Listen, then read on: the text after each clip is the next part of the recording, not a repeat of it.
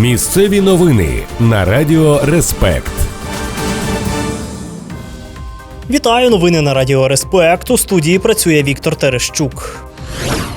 На Шепетівщині внаслідок аварії постраждала 16-річна мотоциклістка та її пасажир. ДТП сталося 2 листопада поблизу села Старий Кривин Нетішинської громади. За даними поліції, дівчина не впоралася з керуванням мотоцикла «Форте» і транспорт перекинувся. Унаслідок інциденту неповнолітню водійку та 38-річного пасажира госпіталізували до лікарні в Нетішині. Правоохоронці відкрили кримінальне провадження та встановлюють усі обставини події. На Рівненщині викрили організовану групу, яка займалася збутом метамфетаміну. За даними поліції, 41-річний житель Рівного створив наркосхему, до якої залучив 3 спільників. Вони отримували гуртові партії психотропу через логістичну компанію, фасували його у зіп-пакети та продавали наркозалежним клієнтам. Діяла група з вересня 2024 по травень 2025 року. Одного з підозрюваних взято під варту, 2 звільнені під заставу, ще 1 під домашнім арештом. Усім фігурантам загрожує від 9 до 12 років ув'язнення з конфіскацією майна.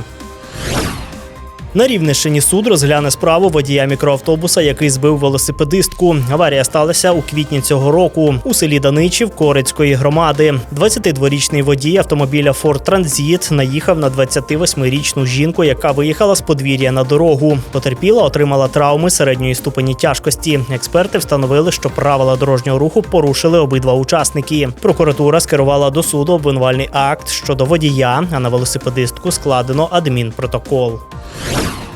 На Хмельниччині засудили 47-річного чоловіка, який підпалив квартиру батьків колишньої дівчини. Інцидент стався у травні цього року у селищі Чамарівці Кам'янець-Подільського району. Чоловік, перебуваючи на підпитку, облив двері помешкання легкозаймистою рідиною, підпалив та втік. У квартирі тоді були неповнолітній хлопець, який не постраждав. Вогонь встигли загасити до поширення. З'ясувалося, що раніше зловмисник уже погрожував підпалити житло. Суд визнав його винним в умисному пошкодженні майна шляхом підпалу та призначив 4 роки та 6 місяців ув'язнення. До набрання вироком чинності він залишатиметься під вартою.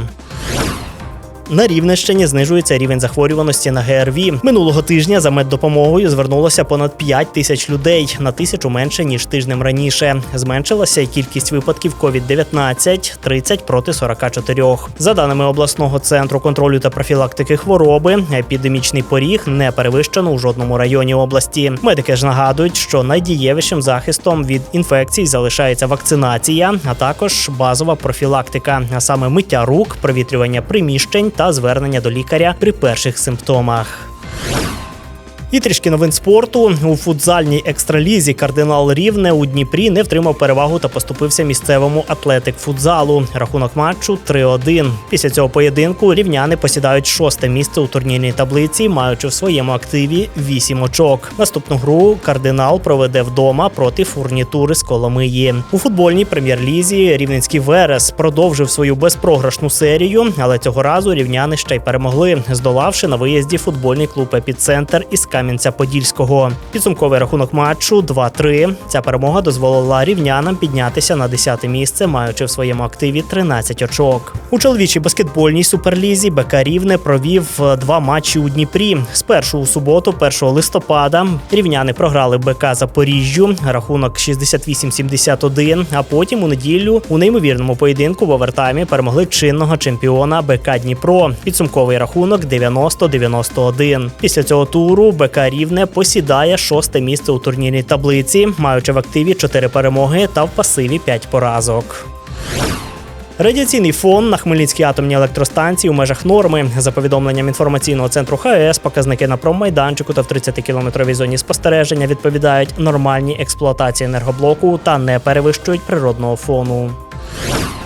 Це були новини на Радіо Респект. У студії працював Віктор Терещук. Далі у нас погода та ще багато цікавого, тому не перемикайтесь, залишайтеся разом з нами.